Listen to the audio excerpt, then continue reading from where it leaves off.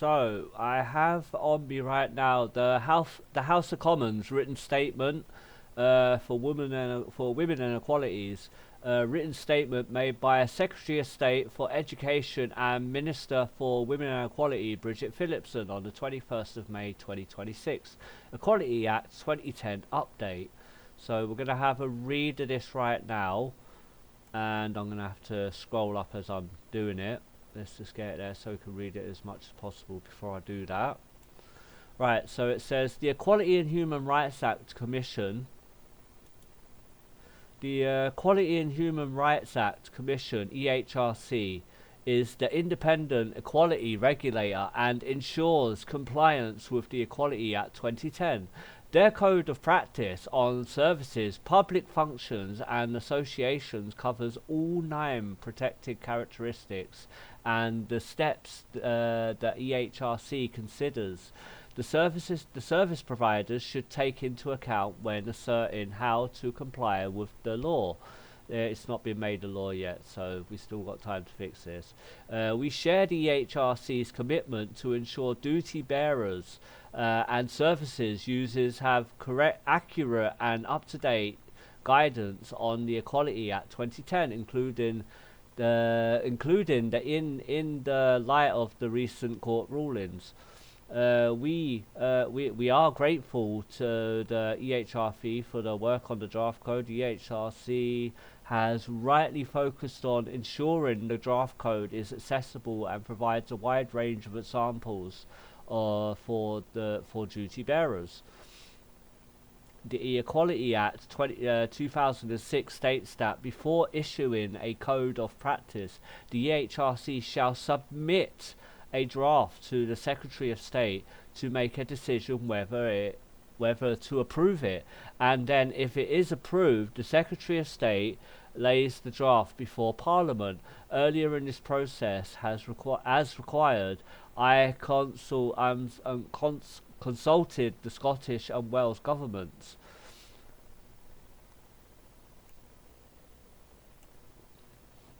I have approved the draft code submitted on the 4th of September 2025 and as updated by the EHRC in April 2026 following engagement with the government and their consideration of consultation, response and further legal analysis. The current code was produced in 2011 and there have been significant developments since then, including the Supreme Court ruling for Women Scotland, resulting in the EHRC wanting to update the code. The reason why I say for Women Scotland, because it only literally is like a small number of people that actually want this to be going through and to cause as much harm as possible to people like me and other girls. They have no interest in protecting women and girls. They're just doing it out of spite. Following the last year's Supreme Court ruling, the draft code's content on sex and gender reassignment has changed substantially from the 2011 version. The ruling made it clear that sex means biological sex for the purpose of the Equality Act 2010, but the Equality Act 2010 included trans people in that in 2010, so this is all absolute bullshit, and that trans people are still protected in the Act under the protected characteristics of gender reassignment. So it's still bullshit because we're not protected as of now, and if this going through, and when this is made a law, this is going to absolutely destroy a lot of trans people's lives, in fact.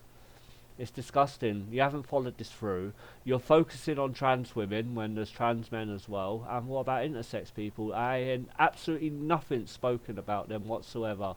There's no rights or nothing spoken for them. Are they included in one of the characteristics? Because they bloody well better be. Everyone has to be protected the same.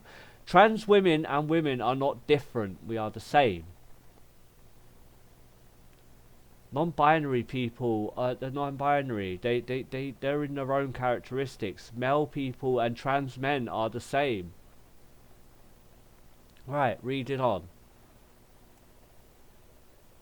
Excuse me. Right. Following last year's Supreme Court ruling, the draft code on same-sex gender reassignment has changed substantially from 2011 version, ruling that same-sex means. The number of other changes were made as part of the updating the 2011 code across all protected characteristics, including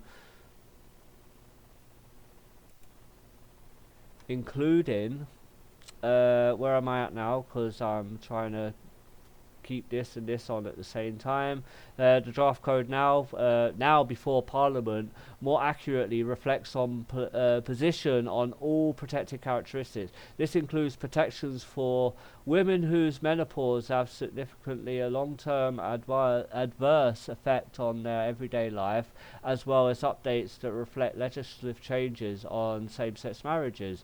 The government is proud of the Equality Act 2010 and will protect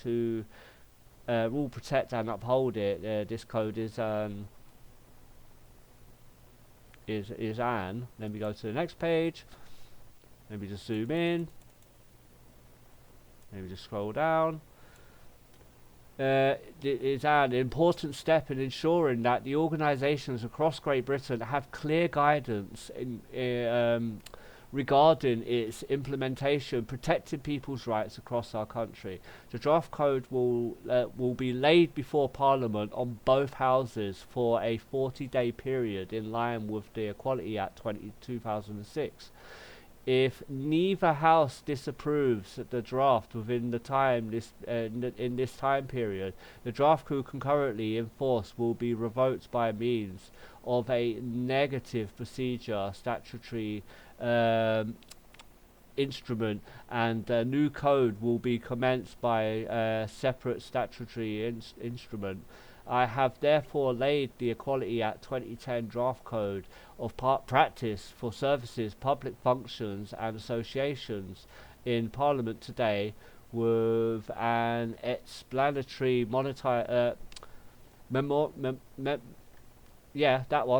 line with the Equality Act 2006.